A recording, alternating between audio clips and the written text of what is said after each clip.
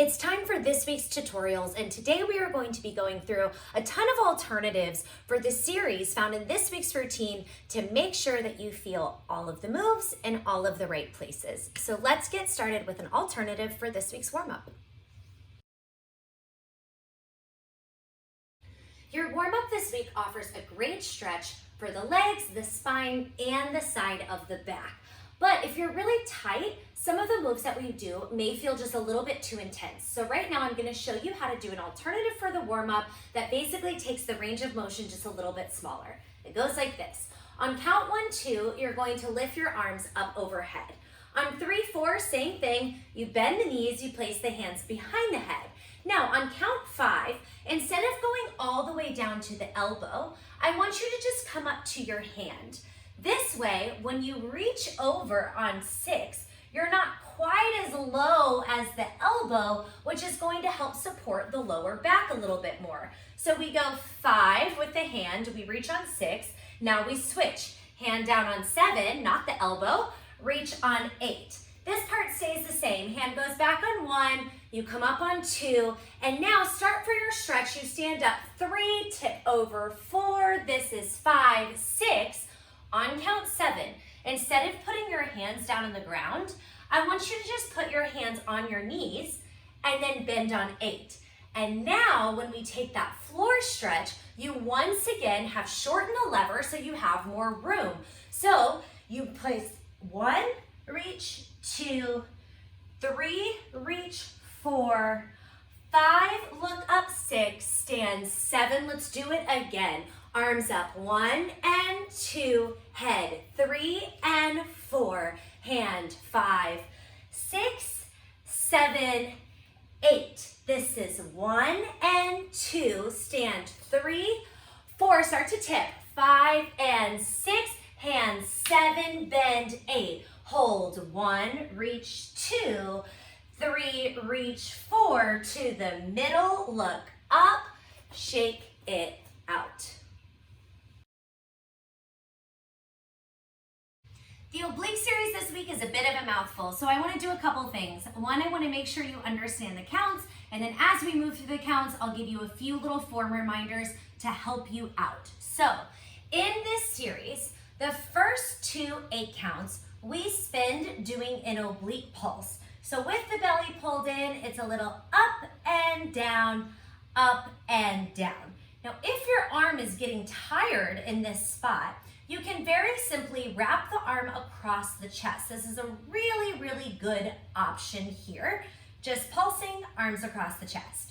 Okay, next 2 8 counts is the reach and the pull. So we're here. It becomes a little bit more intense because we're adding more movement. Once again, if the arm is getting tired, simply delete the arms. All right, so first 2 8 counts pulsing, second 2 8 counts reach and pull. The next 2 8 counts is when we go to a plank position.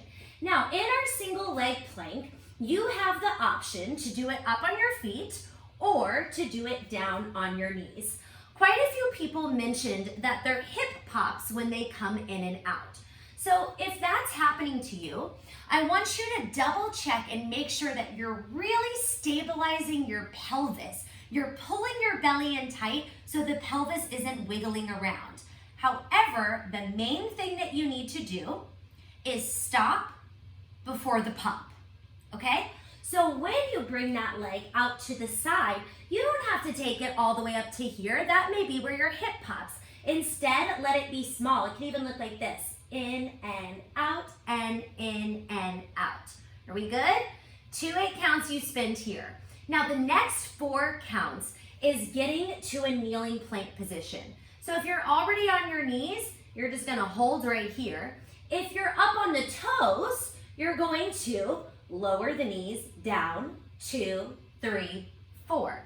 I love this part because we get to reset. 5, 6, push it back. 7, 8, come forward. Final 8 count is spent in any version of a side plank that feels right for you before you start the whole thing over. So one more time, ready? 2 8 counts, pulsing, arms are optional.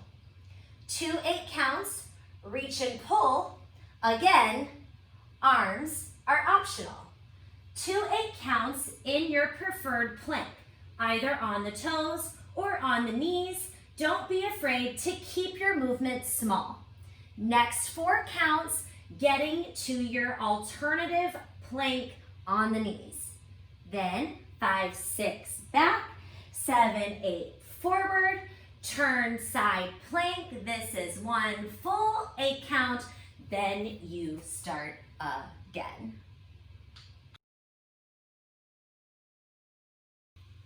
All right, lunge series. This is not an easy lunge series, okay? So the very first thing I want to say, if speed is throwing you off, I really want to encourage you to work for a smaller range of motion, all right? So I actually did this morning when I was doing the workout, and I loved the way that it felt. When I came up on 1 2, I kept my toe close to the ground and focused on nice tall posture. On 3 4, I still kept my toe down and just turned out the knee. Now, when I went to the curtsy lunge, instead of trying to achieve something like this, really low chest, really bent knee, leg in a big cross, what would happen if you did it a little more like this? Less twist, not quite as low, just a slight cross back with the toe, yeah? So let me show you what it looks like. You stand up, 1 2, turn 3 4, tiny tap and up, tap and up. Feels really good. You still get a lot of sensation in the leg. Now, the next thing that we do in the video is we bring our hands all the way down to the floor and then work the leg back to a low lunge. If you started doing that and you said, hell no, I want you to grab a chair because this is gonna feel really, really nice. So, when we lower the hands on 1 2, they come to the chair instead of the floor. Now, when you circle the leg back to the lunge on 3 4, you've shortened the lever, you're lifted up away from the floor. This will allow you time to get the hands up, to get the ankle stable, and double check this to make sure that your knee is not up here, okay? So this is the wrong way. We want to shift that knee backwards, then you lift. Again, this is what the whole series looks like from the side, a little bit smaller. Standing up on 1 2, turning open 3 4, touch back and up, nice and small, small. Hands go down, we bend. 2, leg goes back, 3 4. Double check the alignment, get stable, start over. In the leg series this week, quite a few of you asked for an alternative to the downward dog. So I want to give you several different alternatives today based on what your needs are, okay? So first, when we do the kneeling portion, our hands are a little more forward. This is going to protect the wrist. We slide open, doesn't have to be big, 1 2. We bring the leg back, 3 4. We round the spine in, 5 6. We reach it out. We set the foot, 7 8, and then this is where you would move the hands in to help you get back to that downward dog. When you come back forward and return to kneeling, you step the hands forward to protect the wrist, okay? So that's part 1, that's the basic form. Now, alternative number 1, if your wrists are bothering you, you have the option to do this portion on the forearms. So you would open and close the leg, round the spine, then walk up to the hands, pull them back a little bit, so that way you can extend to the downward dog. That would be alternative number 1. Alternative number 2 is to not do a single leg downward dog and to do a regular downward dog, a double leg downward dog. Okay, so let me show you what that looks like. Open, close, round, set the hands, both feet down, push back downward dog. Don't be afraid to keep your knees bent. That's gonna feel great for a lot of you.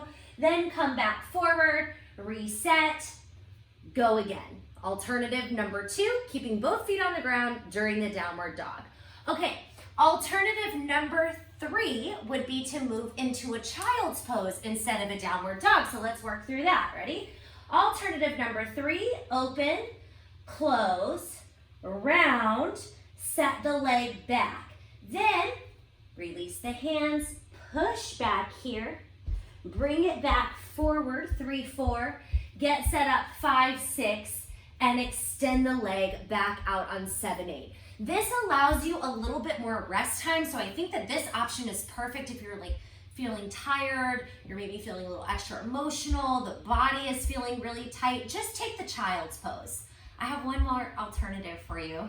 Here's number 4, doing it up on a chair. This one's pretty cool. So, looks like this. Ready? 1, 2, open.